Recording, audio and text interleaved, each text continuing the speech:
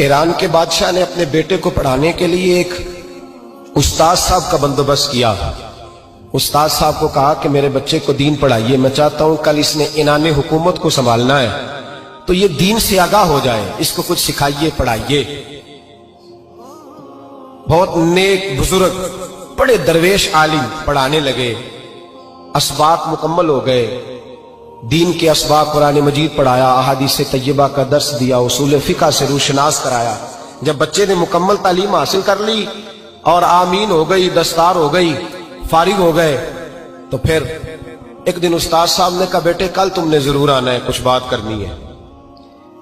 शहजादा गया मिलने उस्ताद साहब से। उस्ताद साहब ने कुंडी लगा ली, हाथ में दुर्रा पकड़ लिया, मार मार के पूरे वजूद को जख्मी कर दिया। कोई गलती नहीं, कोई बात नहीं, मारा। अब बच्चा आया आके बादशाह सलामत से कहा कि अब्बा जी समझ नहीं आई, बड़ा मारा है उस्ताद। तो सियाने थे ना बादशाह, यहां तो कारी साहब रोज कटहरे में खड़े होते हैं, मौलवी साहब आपने मेरे बच्चे को क्यों मारा है? आप 8,000 के मौलवी हैं, मेरा कई करोड़ का बच्चा है, सवेरे बदल लेंगे। खबरदार आपने बच्चे को हाथ लगाया, अपनी हैसियत में रहे माज़अल्लाह। जो कौमें उस्तादों को कटहरों में खड़ा करती हैं वो तरक्की नहीं कर पाती।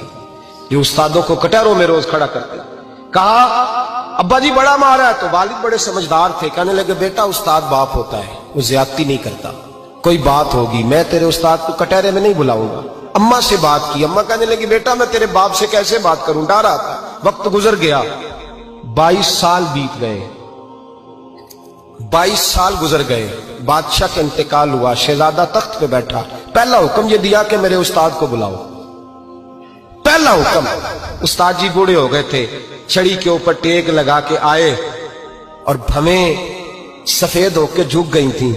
यूं आंख खोल के बड़ी मुश्किल से देखा, कहने लगे शहजादे हुक्म हो। कब मैं शहजादा नहीं, अब मैं बादशाह बन गया हूं। उस्ताद जी 22 साल बीत गए, आपने मारा था, पर वो दर्द चूंकि ज्यादती की थी, मेरा कसूर कोई नहीं था, तो ना मेरी रूह से दर्द गया है ना मेरे जिस्म से गया है, मैं बेख्तियार था, पूछ नहीं सकता था, आज बाइख्तियार हुआ हूं। सबसे पहले पहला हुक्म आपको दिया, बुलाया है, बताए क्यों मारा था, क्यों मुझे मारा था, मेरी ज्यादती बताए।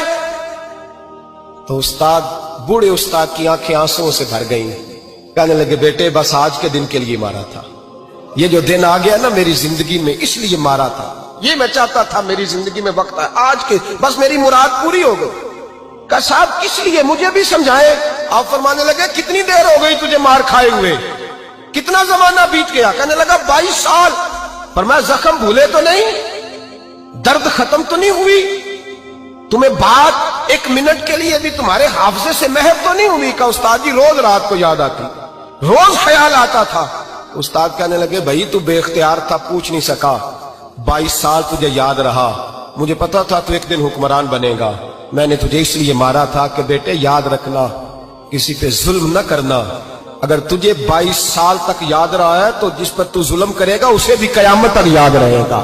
और ये याद रखना, तू आज बाइख्तियार हुआ तो तूने मुझे बुला लिया है, कयामत के दिन गरीब बाइख्तियार हो जाएंगे, मजलूम बाइख्तियार हो जाएंगे, वो बाइख्तियार होंगे लिल्लाहिल वाहिदिल कहार, रब करीम की बारगाह के अंदर उनका इख्तियार होगा, अकेले अल्लाह की हुक्मरानी होगी। फिर वो बुलाएंगे बड़े बड़े कज कुला, दुनिया में जिनकी पगड़ियां ऊंची थी वो सर झुकाए खड़े होंगे, दुनिया में जो डिक्टेटर बनते थे उनकी पुश्तें लाल होंगी, उनको गद्दार लिखा जाएगा, कयामत तक नहीं भूलेगा। जुल्म करना तो सोच समझ के करना, उतना करना जितना तुम सह सकते हो, उतनी ज्यादती करना जितनी कयामत में तुम बर्दाश्त कर सकते हो। मेरे नबी करीम सल्लल्लाहु अलैहि वसल्लम ने फरमाया जुल्म से बचो, ये कयामत के अंधेरों में से एक अंधेरा होगा। जिंदगी में ज्यादती न करें, अगर थोड़ी देर के लिए कोई चीज बर्दाश्त कर जाएंगे तो वो फायदा दे जाएगी, कुछ देर के लिए अगर सह जाएंगे तो नफा मिल जाएगा, सहने की कोशिश करें लेकिन ज्यादती न